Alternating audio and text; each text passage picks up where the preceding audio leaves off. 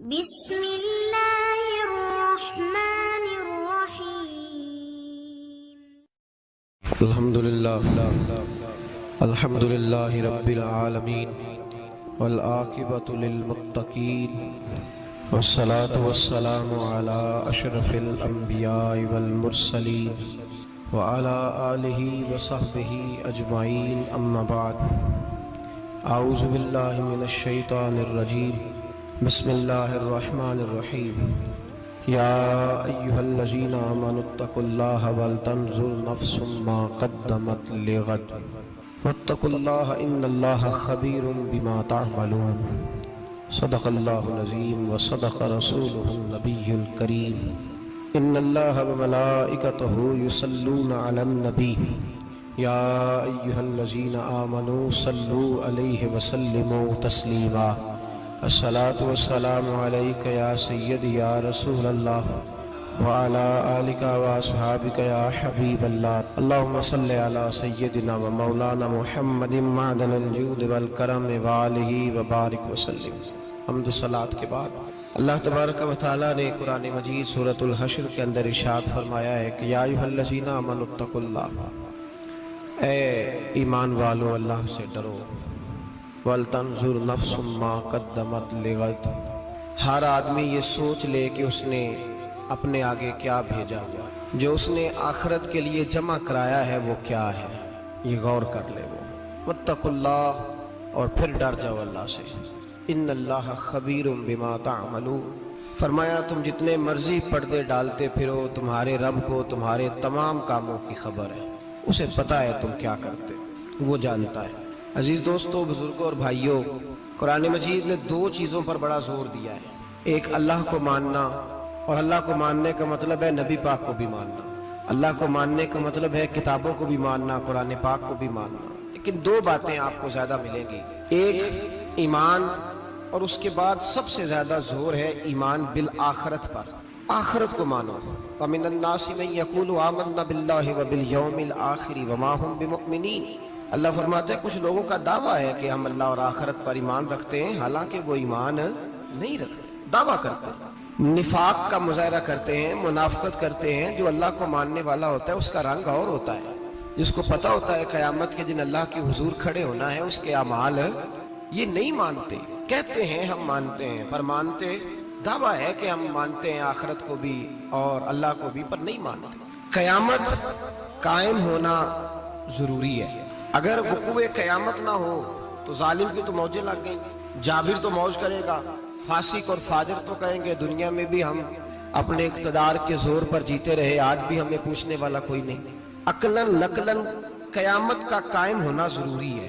قیامت قائم ہوگی تو مظلوم کو اس کے ظلم پر داد رسی کی جائے گی اور ظالم کو سزا ملے گی۔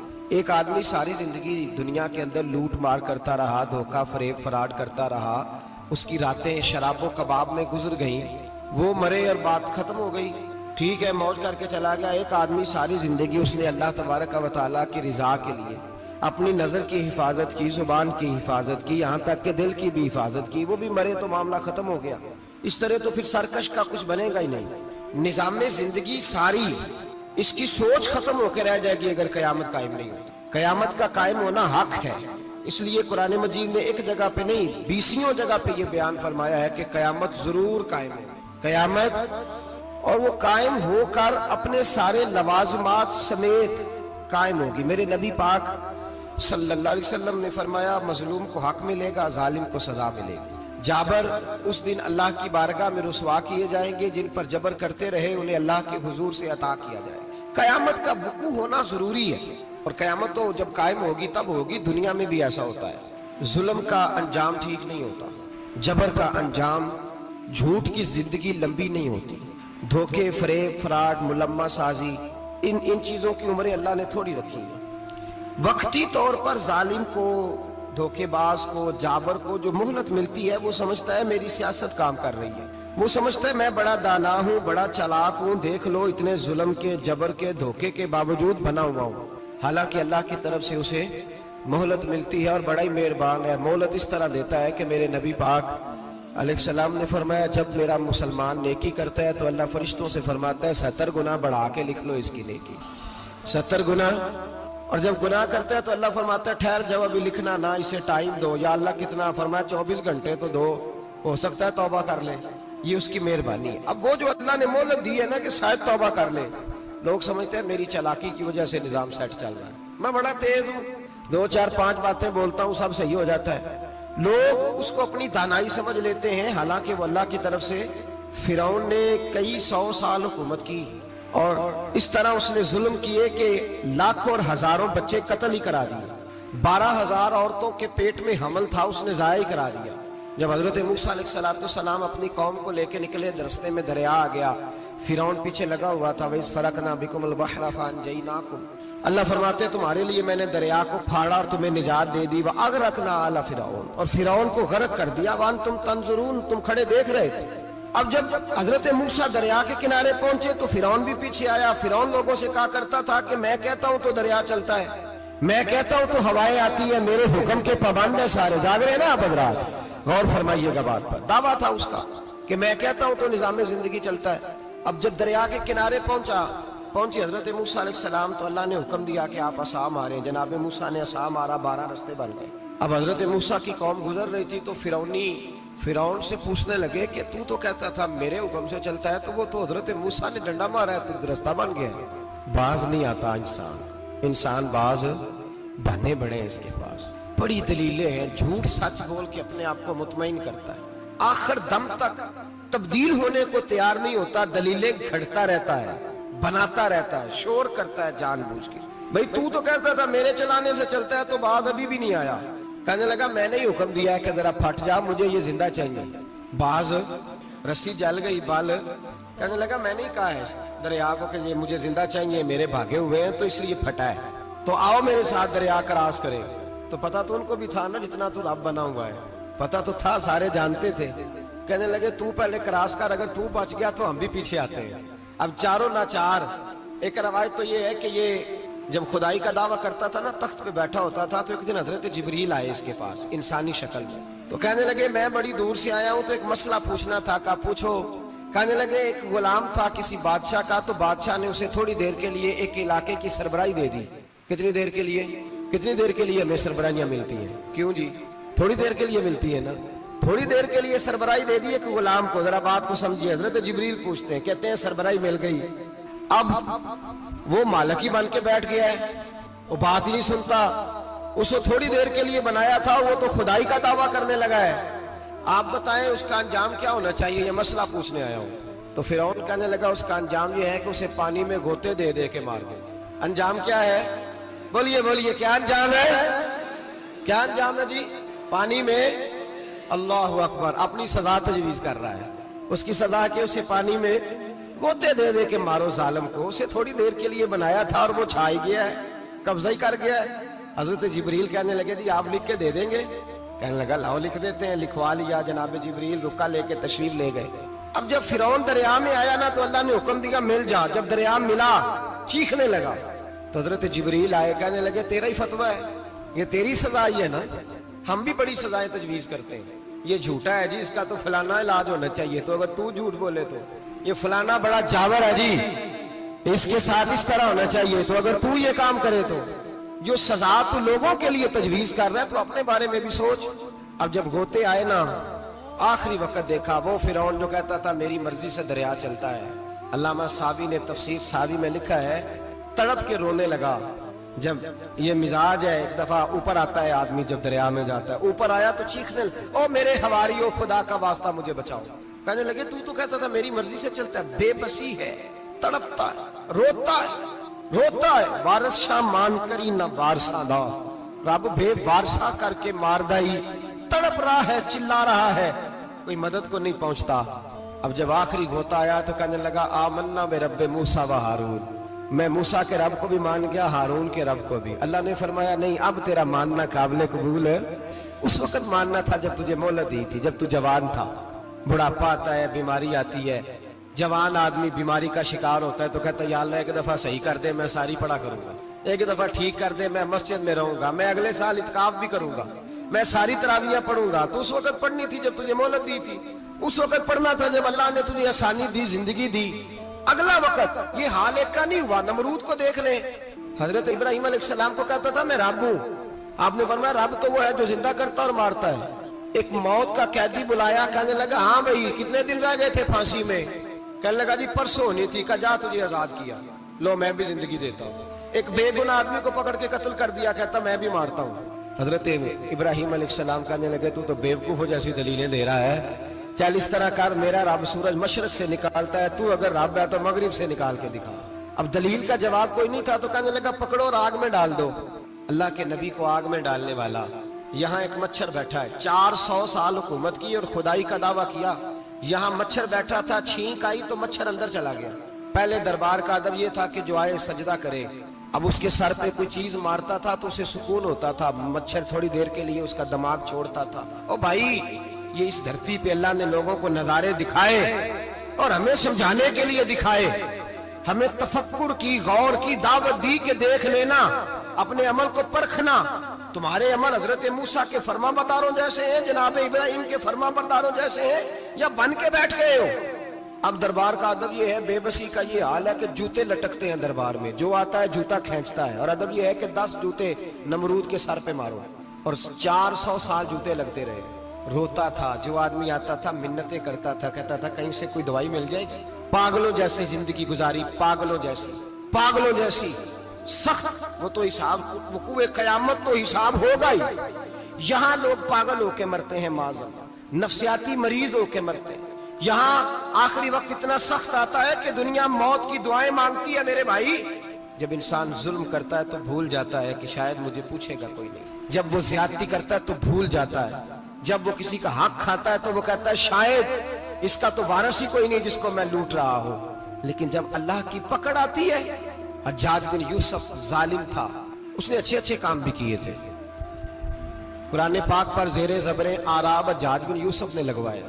محمد بن قاسم کو ہندوستان سندھ کے علاقے فتح کرنے بھی حجاج بن یوسف نے بھیجا تھا. ساری خوبیاں اپنی جگہ پر, ظالم بہت بڑا تھا. کسی آدمی نے اس کے سامنے کونے کی طرف منہ کر کے ساتھ والے سے بات کر لی تو کہنے لگا میرے خلاف کیا, اس کو لے جاؤ 2 ٹکڑے کر کے واپس لے آؤ. توتی بولتا ہے نا اقتدار. جب کسی کے ہاتھ اقتدار ہوتا ہے نا, وہ چاہے ایک گھر کا ہی کیوں نہ ہو, وہ 10 بندے فیکٹری میں کام کرتے ہو اور جو ان کا مالک ہوتا ہے وہ کہتا میں مالک ہوں, مجھے مانو. جب تو صاحب اقتدار ہوتا ہے نا, جب تو سسر بن کے بیٹھتا ہے اور کسی غریب گھر کی بہو آتی ہے 2-4 تو کہتا ہے میرا اقتدار ہونا چاہیے. جب میں کھانسنے لگوں تو ہر آدمی کے ہاتھ میں ٹشو پیپر ہونا چاہیے. جب میں بولنے لگوں تو بندھے ہوئے ہاتھوں سے ہر آدمی جی کرتا ہوا کھڑا ہونا چاہیے.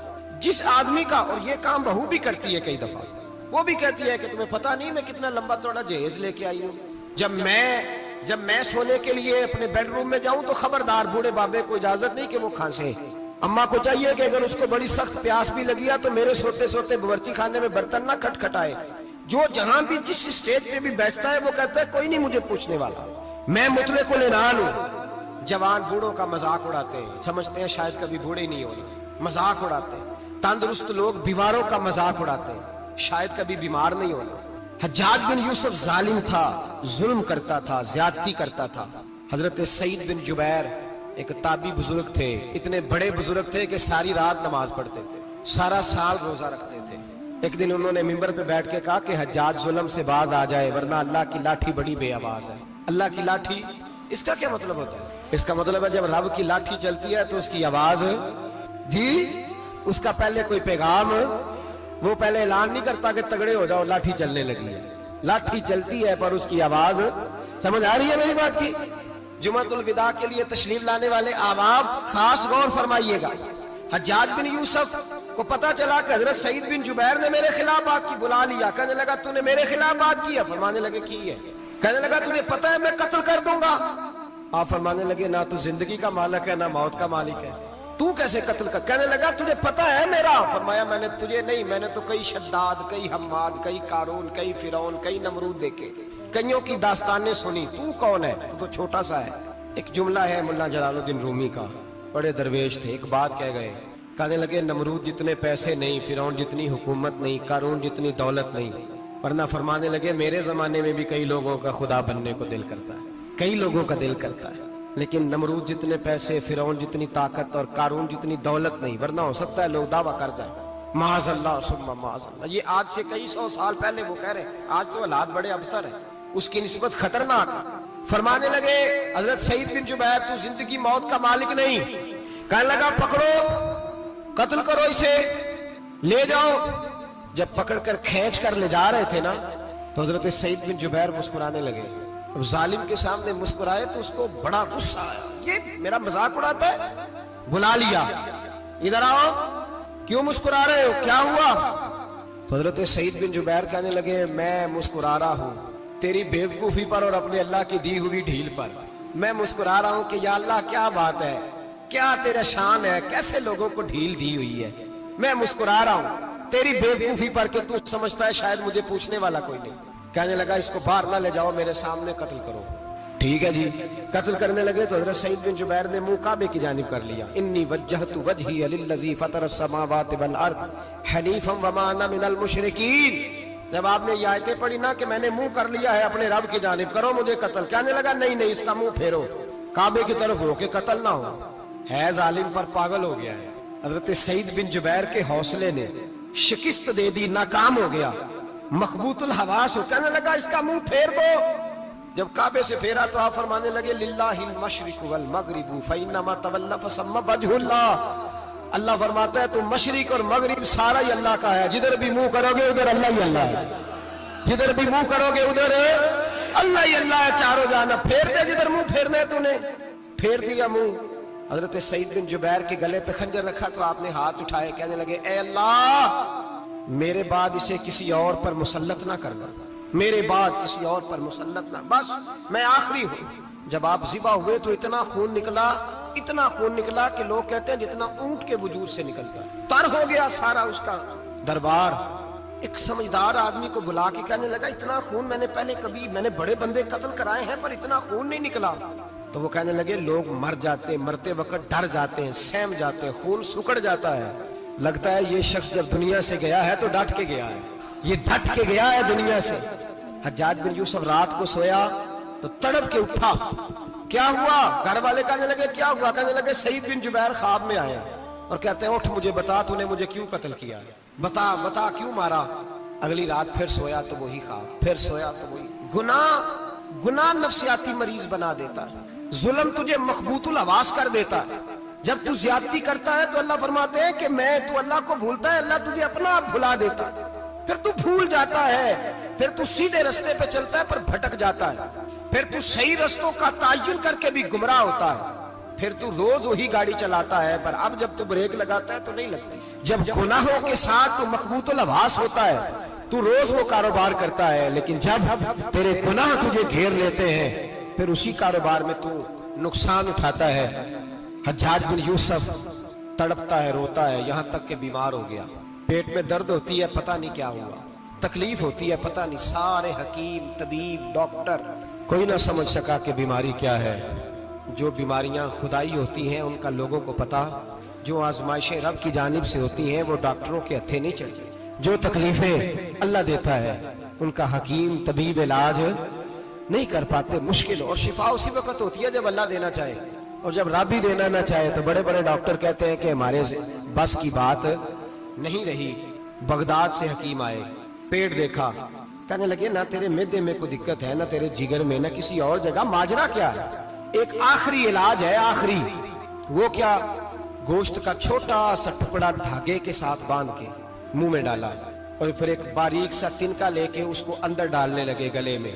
وہ گوشت کا ٹکڑا جب حلق کے اندر اتر گیا اس حکیم نے واپس کھینچا تو کیسے ایسی بدبو آئی جیسی کبھی سونگی نہ تھی، جانور کیڑے مکوڑے لگے ہوئے باہر نکلے، اور جب دیکھا تو جتنے محل میں لوگ بیٹھے تھے چلاتے ہوئے نکل گئے کہ یہ کیا مصیبتیں ہیں۔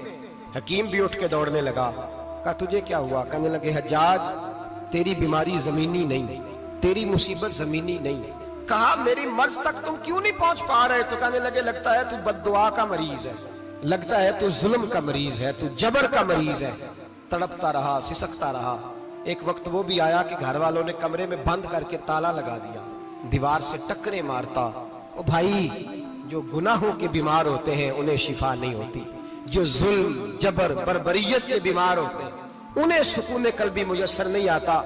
دوائیاں ان بیماریوں کی بنی ہوئی ہیں جو بیماریاں زمینی ہیں, جو بیماریاں خوراک کی بد پرہیزی سے ہوتی ہیں, جو گناہوں کی بد پرہیزی سے ہوتی ہیں. ان کی بیماریاں, ان کی شفا توبہ ہے, ان کی شفا رجوع اللہ ہے, ان کی توبہ اللہ سے معافی مانگنے سے شفا ہوتی ہے. حجاج جب مرنے لگا تو بلایا, یہ رنگ بھی ذرا ملاحظہ کیجیے گا, 2-4 قریبیوں کو بلایا. پتا ہوتا ہے نا اپنے کرتوتوں کا آدمی کو, پتا سارا ہے سردار مکیتیاں, جب پتا ہوتا ہے سارا. بلا کے کہنے لگا جب میں مر جاؤں تو مجھے رات کو دفن کرنا. کیوں بھائی عورت ہے؟ کہنے لگا نہیں رات کو دفنانا. ٹھیک ہے رات کو دفنا دیں گے. پھر کہنے لگا جب صبح ہو جائے تو صبح ہونے سے پہلے پہلے میری قبر زمین کے برابر کر دینا, نشان مٹا دینا. کا وجہ تو کلمہ پڑھتا ہے, حضور کا حکم ہے کہ قبر کم از کم ایک بالش, ایک گیٹ اونچی ہونی چاہیے زمین سے کم از کم, تو تیری قبر مٹا دے. وجہ پتا ہوتا ہے اپنے ظلموں کا. کہنے لگا مجھے پتا ہے لوگ میرے مرنے کے بعد میری قبر بھی نہیں چھوڑیں گے. دنیا میں تو میرے جبر کی وجہ سے کوئی آ نہ سکا, لیکن میری قبر بھی لوگ جنازوں میں باتیں شروع کر دیتے. جنازوں میں نے ایسی بھی داستانیں سنی ہیں کہ کوئی مرا تو لوگ جوتوں کا ہار قبر پہ ڈالا ہے. نہیں بھائی تو جب زندہ تھا تو تیرے جبر ظلم کی وجہ سے نہیں کو بول سکا. ایک تو ایک قیامت میں حساب ہوگا, یہاں دنیا میں حساب ہونے لگتا ہے. اتنی لمبی زبانیں لوگوں کی لٹک کر مرتے وقت باہر نکل آتی ہیں. دعا کریں, جمعہ ہے, اللہ تعالیٰ ایمان کی موت عطا فرمائے. دعا فرمائے رب تعالیٰ اللہ تبارک و تعالیٰ توبہ کر کے جانے کی توفیق عطا فرمائے. جاگے اور سنے اور دعا کرے, اے اللہ تو ہمیں ظلم سے ویسے ہی محفوظ فرما. اگر ہم زیادتی کرنے لگے تو اے اللہ ہمیں اس سے منع فرما, ہمیں اس سے تو یہ توفیق دے کہ ہم باز آ جائیں اس گناہ سے. میرے بھائی ایک تو دنیا میں سزا ہے, پھر قیامت کی سزا ہے, اور وہ زیادہ سخت ہے, وہ زیادہ سخت ہے. ہم لوگوں نے نا ہیلے بہانے بڑے بنائے ہوئے ہیں. بینک کے ساتھ کاروبار کرنے والا کہتا ہے نہیں مجبوراً لیا ہے, مجبوراً. مر رہا تھا تو آخری لبوں پہ تھا تو جائز ہے, جائز ہے. اس وقت جب تجھے کھانے کو لقمہ نہ لگے تو حرام کھانا بھی جائز ہے. کیا دقت تھی؟ کیوں اللہ رسول کے مقابلے میں کھڑا ہوا تو؟ کیوں سود کا دھندا کیا؟ کیا تکلیف تھی؟ کیا کہاں تو الجھ گیا تھا؟ ہم جان بوجھ کے اپنے لیے جہنم کٹھی کرتے ہیں, پھر کہتے ہیں سکون نہیں زندگی میں. کہاں سکون آئے گا؟ کیسے آئے گا؟ ہم نے خود آگ لگائی ہے چمن میں اپنے. جو قیامت کی سزا ہے, میرے نبی پاک علیہ السلام نے فرمایا رب تمہیں سامنے کھڑا کرے گا. اور کس طرح کھڑا کرے گا؟ فرمایا لوگوں کے وجود سے کپڑے اتر جائیں گے, زمین اس طرح دہکے گی جس طرح تانبا زمین پہ رکھا جائے اور آگ جلائی جائے. تانبا دیکھا ہے آپ لوگوں نے؟ یہ بھی گرمی گزری ہے نا, تو فرش پر جب سورج پڑتا تھا تو ننگے پاؤں چلا نہیں جاتا تھا. صحیح کہہ رہا ہوں؟ ننگے پاؤں, بچے کا پیر زمین پہ لگتا ہے تو چیخ اٹھتے ہیں, کہتے ہیں اوہ جل گیا پیر. حالانکہ یہ فرش دنیا کے, اور اگر تانبے کے اندر خاصیت ہے کہ اگر کوئی دھات جلدی اور زیادہ گرم ہوتی ہے تو وہ تانبا ہے. میرے نبی نے مثال دی تو اس کی دی جو سخت تھا, فرمایا تانبے کی طرح زمین تپائی جائے گی اور پھر ننگے پاؤں رب تمہیں کھڑا کرے گا. آج سورج کی پشت تمہاری جانب ہے, قیامت میں منہ تمہاری جانب ہوگا. نیزہ آپ نے دیکھا ہوگا, نیزہ ہوتا تھا. فرمایا یہ جو تم نیزے دیکھتے ہو صرف 1.25 نیزے کے برابر سورج قریب آ جائے گا, اور پھر اللہ تمہیں سامنے کھڑا کر کے تم سے سوال جواب کرے گا. اور حضور نے کہہ دیا ہے تو اب کسی نعت خواں کے کہنے سے بات بدل سکتی, کسی پیر کے کہنے سے جملہ بدل سکتا, کسی خطیب کے کہنے سے فکر نہ کرنا وہ سامنے جنت پڑی ہے, اب بات بدل سکتی. خدا کی رحمت پر بھروسہ رکھنا ضروری ہے, نبی پاک کی شفاعت کی امید رکھنا. بولیے, لیکن جو حضور نے بیان کیا ہے اس کو ماننا بھی یہ بھی ضروری ہے. میرے نبی پاک نے فرمایا اللہ تم سے حساب لے گا اور اللہ پوچھے گا, تم نے جواب دینا ہے. حضور کس شے کا؟ فرمایا جو پہنتے ہو اس کا جواب نہیں دینا, جو کھاتے ہو اس کا جواب نہیں دینا, جو اللہ کے راستے میں دیتے ہو اس کا جواب, باقی ہر شے کا جواب دینا ہے. ادھر جو پلاٹ ہے اس کا بھی جواب دینا ہے, اور جو بچوں کو پیسے بتائے ان کا بھی جواب دینا ہے, جو چھپائے ہیں ان کا بھی. ثم لتسألن یومئذ عن النعیم, جو کمیٹی اپنے محلے میں ڈالی ہے اس کا بھی جواب دینا ہے, جو سسرال کے علاقے میں ابا جی سے چوری ڈالی ہوئی ہے اس کا جواب بھی, سب کا جواب دینا ہے, تمام حساب کتاب. اور اللہ فرماتے ہیں میں سامنے کھڑا کر کے ہر سوال کا تجھ سے جواب, تجھے ہر سوال کا جواب. اچھا یہ جو بڑے لوگ تھے وہ حساب سے ڈرتے تھے, ہم چھوٹے لوگ ہیں ہم حساب سے ہم نہیں ڈرتے, ہم کہتے ہیں دیکھی جائے گی. بڑے لوگ جو تھے وہ حساب سے حضرت ابو بکر صدیق دعا کرایا کرتے تھے, دعا کرو اللہ مجھ سے حساب نہ پوچھے. حضرت عمر فاروق رضی اللہ تعالیٰ عنہ اپنے بیٹے سے کہتے تھے, بیٹا اپنے باپ کے لیے رحمت کی دعا کرنا, میں درگزر والا ہوں, میں حساب والا کوئی نہیں. بڑے لوگ ڈرتے تھے, بڑے لوگ. حضرت عثمان غنی قبر پہ کھڑے ہوتے تھے تو داڑھی آنسوؤں سے بھیگ جاتی. غلام کہتے ہیں حضور 3 دفعہ نبی پاک نے آپ کو جنت کی بشارت دی, 3 دفعہ بشارت دی ہے, تو آپ کیوں اتنا روتے ہیں؟ عثمان غنی فرماتے جس رسول نے مجھے جنتی کہا ہے اسی محبوب نے مجھے فرمایا تھا عثمان قبر آخرت کی منزلوں میں سے پہلی منزل ہے. اور آپ فرماتے میرے تو کمرے میں دیا گل ہو جائے تو مجھے ڈر لگتا ہے, اس میں تو مکمل اندھیرا ہے. آپ فرماتے کھڑکیاں بند ہو تو دم گھٹنے لگتا ہے, اس کو تو دروازہ ہی کوئی نہیں, روشن دان تک نہیں. بھائی جو بڑے تھے وہ ڈر رہے تھے. مولا علی شیر خدا نماز کا وضو کر کے کانپتے تھے, کانپتے. علی آپ مرحب کے سامنے نہیں کانپے, خیبر کا دروازہ اکھاڑتے نہیں کانپے, بدر احد خندق حنین اور خیبر میں نہیں کانپے, تو یہاں آپ فرمانے لگے مالک کے سامنے جاتے ہوئے ڈر آتا ہے. بڑے لوگ کانپتے تھے, بڑے لوگ. آج کون سا جمعہ ہے؟ سارے بولیے. حالانکہ یہ اگلے سال دوبارہ آئے گا, ہمارا نہیں پتا کہ ہم ودا ہو جائیں کہ کیا بنے. یہ کون سا جمعہ ہے؟ آیا جمعہ تو ودا آئے ہم. آج ایک فکر لے کر کے جانا, ایک سوچ. جہاں روز رات کو بیٹے کی ٹینشن, بیٹی کی ٹینشن, بھائی کی ٹینشن, پوتے کی ٹینشن ہوتی ہے نا, ایک ٹینشن اور اپنے آج ایک ٹینشن بڑھا لو, قبر کی ٹینشن پیدا کر لو, قیامت کی تھوڑی سی فکر کر لو, تھوڑی سی, ایک لمحے کے لیے ہی صحیح تھوڑا خیال پیدا کرے. حضرت حسن بصری نام سنا ہوا ہے نا, یہ حضرت علی کے شاگرد ہیں. نبی پاک کے گھر میں آ جاتے تھے کئی دفعہ, بچے تھے جب. حضرت حسن بصری تابعی ہیں, فرماتے خانہ کعبہ میں عمرہ کرنے گیا, طواف کعبہ کر رہا تھا تو بڑا عجیب منظر ہوا, رات کی تنہائی ہوئی. اس وقت کئی دفعہ طواف بند بھی ہوتا تھا, اس لیے کہ رش کم ہوتا تھا تو رات کو سب سو جاتا. کہتے رات ذرا گہری ہوئی تو لوگ اپنا اپنا خیمہ لے کے جاتے تھے. اب تو ہوٹل ہے نا تو خیمے لگتے تھے, لوگ خیمہ لے کے جاتے تھے, جہاں جگہ ملتی تھی خیمہ لگا کے رہتے تھے. فرماتے میں رات کو سویا خیمے میں, ایک دردناک آواز آئی, میٹھی ہے دھیمی ہے پر درد بڑا ہے. کوئی رونے والا رو کے کہتا ہے اللہ حساب قیامت میں مجھ سے نہ لینا, اے اللہ تنہائی میں جتنا مرضی حساب لینا پر لوگوں کے سامنے نہ لینا. اور پھر کہتا ہے اللہ فضل تو تب کرے جب تو میرا حساب پوچھے ہی نہ. پھر چند منٹ گزرے تو پھر وہ رونے لگا, میرے کانوں میں آواز آئی, کہنے لگا اے اللہ حساب تو ان کا لیا جاتا ہے جو حساب کے قابل ہوتے ہیں. اعلیٰ حضرت کہتے ہیں نا رضا سے تو کیا حساب لے گا, رضا بھی کسی حساب میں ہے. اے اللہ میں قابل نہیں, مجھ سے حساب نہ لینا. کہتے تھوڑی دیر گزری تو پھر وہ رونے لگا, پھر ذرا سانس سنبھلے تو پھر کہنے لگا اے اللہ میں تو لوگوں کو کوئی بندہ حساب پوچھ لے تو نہیں دے سکتا, میں تجھے کیسے حساب دوں گا. پھر تڑپنے لگا. کہتے تھوڑی دیر گزری تو پھر ایک لفظ انہوں نے کہے رونے والے نے, کہنے لگے اللہ دیکھ تیرے محبوب کا فرمان ہے جو معافی مانگے تو اسے معاف کر دیا کرتا ہے. اے اللہ میں معافی مانگنے آیا ہوں اور مسجد نہیں آیا, میں کعبۃ اللہ ہی آ گیا ہوں. کہتے ہیں وہ اتنا روئے کہ چیخ آئی ان کی, اور جب دھڑام سے کوئی زمین پہ گرا تو میں پریشان ہوا کہ اب تو بے ہوش ہو گیا. فرماتے ہیں میں زور سے اٹھا فٹافٹ اور اس شخص کی طرف بڑھا.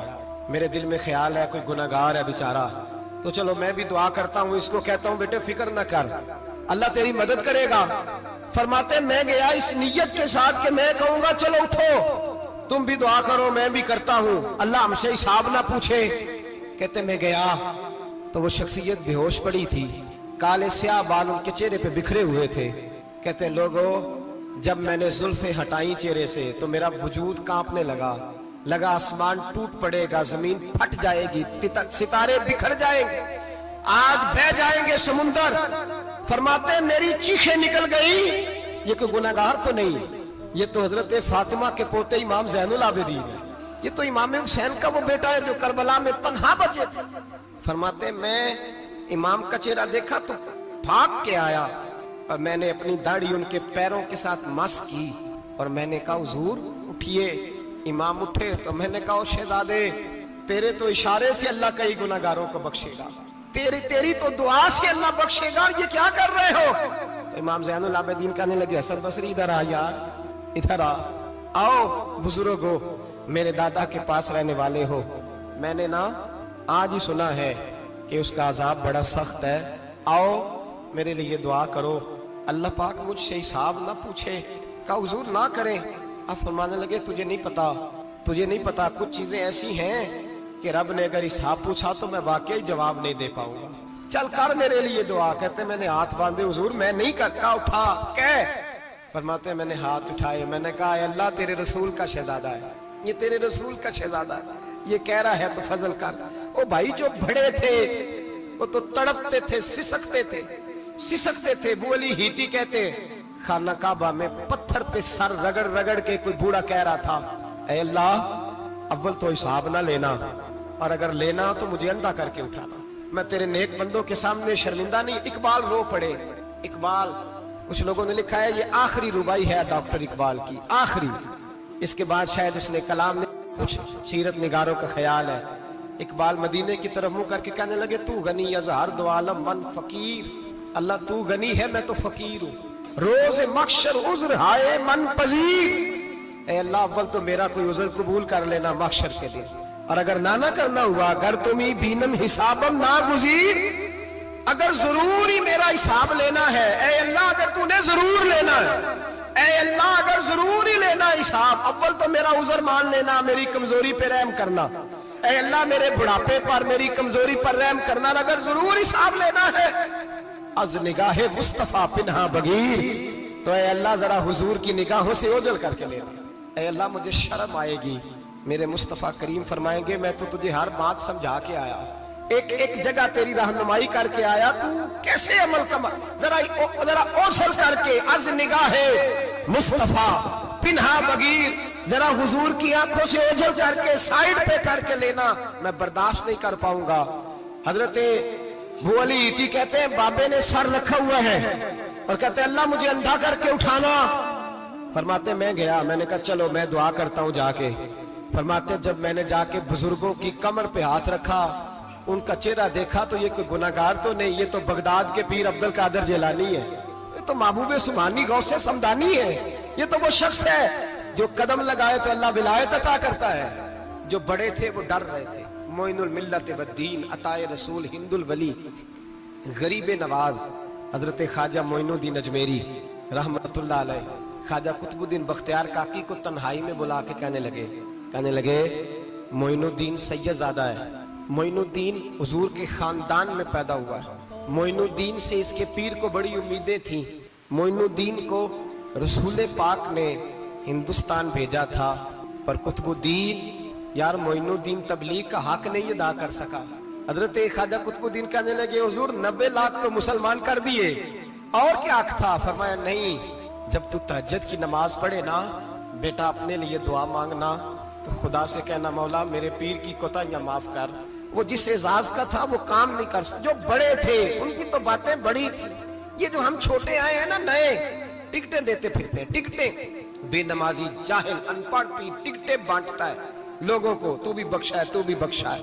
वो 90 लाख लोगों को राय हक पर लगा के भी कहते थे नहीं हक तो ये है कि हक अदा ना हुआ, हक तो ये है कि हक कोई शाही पल्ले नहीं, डटा हुआ खड़ा है मुसलमान, डटा हुआ।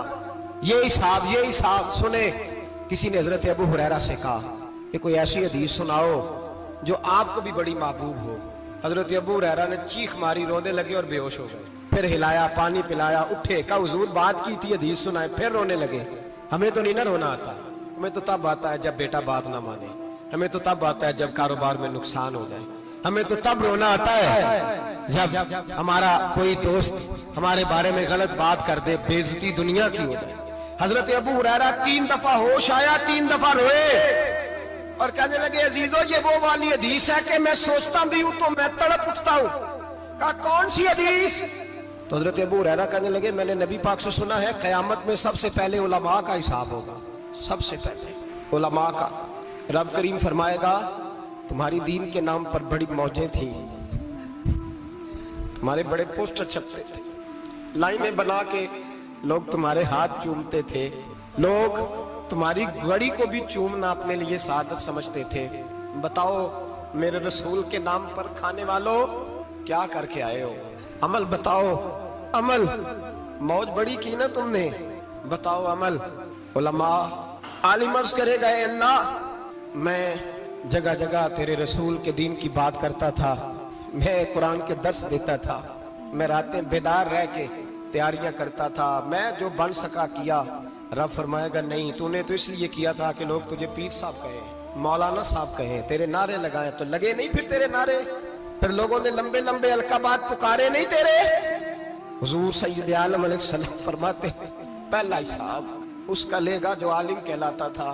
रब पूछेगा तुझे ताकत दी, हिम्मत दी, बोलने की सलाहियत दी, अपने फजल से दी, बता क्या कमा के आया है। हजरत अबू हुरैरा रोते हैं, कहते हैं मैं भी तो हदीसें सुनाता हूँ, मैं भी तो आलिम हूँ, मेरे पीछे भी तो लोग भागते हैं। लोगों बताओ अगर अल्लाह ने अबू हुरैरा से पूछा तो क्या जवाब देगा? अल्लाह फरमाएगा उलमा के लिए बुखारी मुस्लिम है, इन्हें उठाओ और जहन्नम में डाल दो। इमाम गजाली फरमाते हैं अगर किसी आलिम को सजा मिली तो सख्त सख्त आलिम को मिलेगी। दुआ फरमाए अल्लाह मेरे जैसे लोगों को हिदायत का रास्ता अता फरमाए, और जो कहते हैं समझते हैं अल्लाह उस पर अमल की तौफीक अता फरमाए। फरमाया हजरत अबू हुरैरा ने दूसरे नंबर पर सखी अल्लाह की बारगाह में खड़ा किया जाए, मालदार। रब फरमाएगा बोल, कुछ ऐसे भी थे जिनके पास शाम की रोटी नहीं थी, तुझे मैंने तेरी तिजोरी भर के तुझे दौलत अता की, तुझे विरासत में मैंने मुरब्बे दिए, जायदादें दी। बता वो कुछ वो थे सवेरे मजदूरी करने जाते थे, कमा के लाते थे, हजारों रुपया तेरी बैंक में पड़ा था, बता क्या किया तूने? ऐ अल्लाह मैंने मस्जिद में दिए, मदरसे में दिए, 30 दिन इफ्तारियां पकाता रहा। अल्लाह फरमाएगा तू झूठ बोलता है, तू सारा कुछ इसलिए करता था कि लोग तुझे सखी कहे। हाँ हाँ तेरा ऐलान हुआ मस्जिद में, लोगों ने कहा वो देखो कितने पैसे दे रहा है, इसका वो देखो नाम लिखा हुआ है अस्पताल के एक कोने में कि ये वाला ब्लॉक फलां सेठ साहब ने बनाया, ये देखो लिखा हुआ है कि ये कमरा मदरसे का इसने बनाया, तो लिख दिया गया, नारे लग गए, अब जा दौड़ जा। अल्लाह जहन्नम में फेंक देगा। फरमाया फिर शहीद खड़ा किया जाएगा। हाँ भाई तुझे ताकत दी, हिम्मत दी, बता कहाँ खर्च की, कहाँ? ए अल्लाह शहीद ही हो गया। फरमाया वो तो इसलिए हुआ था कि लोग तुझे शहीद कहे, बहादुर कहे, तेरे नाम पे रोड का नाम रखा जाए, तमगाए हुस्ने कारकर्दगी मिले, सो मिल गया। मेरे लिए बता क्या करके आया है मेरे लिए, इसे उठाओ और जहन्नम में फेंक दो। भाइयों अजाब कड़ा है, अजाब सख्त है, हिसाब सख्त है, और जो हिसाब लेने वाला है उसको। मैं ना तरावी हो रही थी तो कारी साहब ने एक सूरह यासीन शुरू की, वमताजुल यौमा अय्युहल मुजरिम। अल्लाह फरमाता है क़यामत में मैं कहूंगा मुजरिम जो है ना वो सफ़ों से बाहर आ जाए, सफ़ों से बाहर आ जाए। एक हमारे फिजिक्स के टीचर होते थे तो बड़ी सख्त छड़ी मारते थे, तो जब वो कद भी बड़ा था, जलाल भी बड़ा था, और उसूल बड़े अच्छे इंसान थे लेकिन सख्त थे, तो मुझे याद आता था कि जब वो सवेरे आके कहते थे जिसने काम नहीं लिखा वो बाहर निकल आए।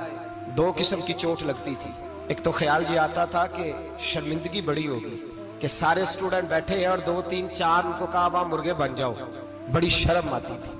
और फिर जब वो मारते थे तो इतना सख्त मारते थे कि कई दिन तकलीफ रहती थी, बताया नहीं जाता था। वो स्टूडेंट बताते थे कि यार इससे बचो किसी भी तरीके, और किसी का काम रह भी जाता था, कहते थे इस पीरियड की ड्यूटी सबक याद करके आना है। सख्त टीचर के बारे में तेरा मेरा ये रवैया है। तो याद आ रहा था जब वो कह रहे थे ना वमताजुल यौमा अय्युहल मुजरिमून, तो मैं सफ में खड़ा था तो 2 कतरे मेरे बह गए आंसू के।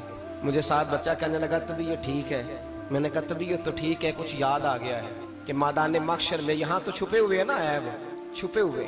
और भाई रब बड़ा करीम है, ऐबों के बावजूद नवाजता है। मेरा दावा यह है अगर हमारे ऐब खुल जाएं, लोग हमें धरती पे जीने ना दें, लोग जीने ना दें, निकाल दें, अपने भी हमें बर्दाश्त ना करें, ये तो उसका करम है। पता सारा है सरदार नु कीतियां दा, पर्दा चपाया ही तेरा भला होसी। वमताजुल यौमा अय्युहल मुजरिमून। अल्लाह फरमाएगा मुजरिम बाहर आ जाए। या अल्लाह क्या होगा जब सवाल जवाब होंगे तो रब फरमाते हैं तेरी जुबान पे मोहर लगा के बंद कर दूंगा, तेरे हाथ बोलेंगे, पैर बोलेंगे, सर बोलेगा, पेट बोलेगा। उस वक्त की फिक्र पैदा करें, टेंशन पैदा करें, वकूए क़यामत हक है। और बांध के ना लोग पैर बांध के जोर के साथ बांधते। सगा बेटा जब कब्र में दफन करता है ना तो वो भी कहता है वो कोना, ये कोना थोड़ा सा मिट्टी कम है, यहाँ भी मिट्टी डालो। पहले लोग रोजाना जाते हैं, फिर हफ्ते के बाद, फिर महीनों बीत जाते हैं। कुछ कब्रें ऐसी भी हैं जिन पे खड़े हों तो लगता है कब्रें रो रही हैं और कहती हैं जाओ मेरे घर वालों से जाके कहो कोई फेरा ही लगा जाए, वो एक दफा आए तो सही। कोई मट्टी नहीं डालता। बादशाहों की कब्रें रोती हैं, सरमायादारों की कब्रें रोती हैं, कोई जाता नहीं। इतने इतने मोटे सुराख है कब्रों में, आप अपने शहर के कब्रिस्तान फिर के देख लें, सुराख है। ओ भाई हजरत मौला अली शेर खुदा कब्रिस्तान गए تو پہلے رونے لگے، پھر کہنے لگے قبروں والوں کیا حال ہے تمہارا؟ تو آپ فرماتے ہیں مردہ مجھے اندر سے بول کے کہنے لگا علی کفن پھٹ گیا، ہڈیاں ٹوٹ گئی، مال تو دے آئے تھے وارثوں کو پر حساب ہمیں دینا پڑ رہا ہے، تو بتا پیچھے کیا حالات ہیں؟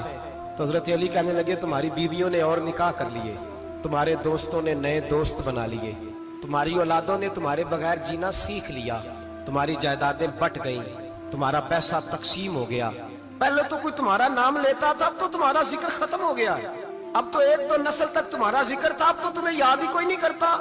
کہتے ہیں لوگ یہاں کوئی رہا کرتا تھا، یہاں کوئی ہوا کرتا تھا، اب تو تم قصہ پارینہ قصہ ماضی ہو گئے، حساب کا وقت قریب ہے، قریب آ گیا وقت۔ اللہ فرماتے ہیں اقترب للناس حسابهم وهم فی غفلۃ معرضون، فرمایا حساب کا وقت قریب آ گیا ہے تو ابھی بھی غافل ہے۔ جمعۃ الوداع ایک پریشانی لگانے کا ارادہ تھا، بڑی پریشانیاں پالی ہے، ایک پریشانی اور پال لو، جس کو یہ پریشانی لگ جائے اس کے عمل سنورنے لگ جاتے ہیں۔ یہ پریشانی پال لو کہ اگر مجھے حساب دینا پڑے، حضرت عمر کا فرمان، آپ فرمایا کرتے تھے اپنا حساب خود کر لو قبل اس کے کہ اللہ تمہارا حساب کرے، خود کر لو اپنا حساب، خود کھاتے ٹھیک کر کے رکھو، چیک کر کے رکھو۔ میری دعا ہے اللہ پاک ہمیں ان میں شامل کرے جن کو وہ معاف کرنے والا ہے۔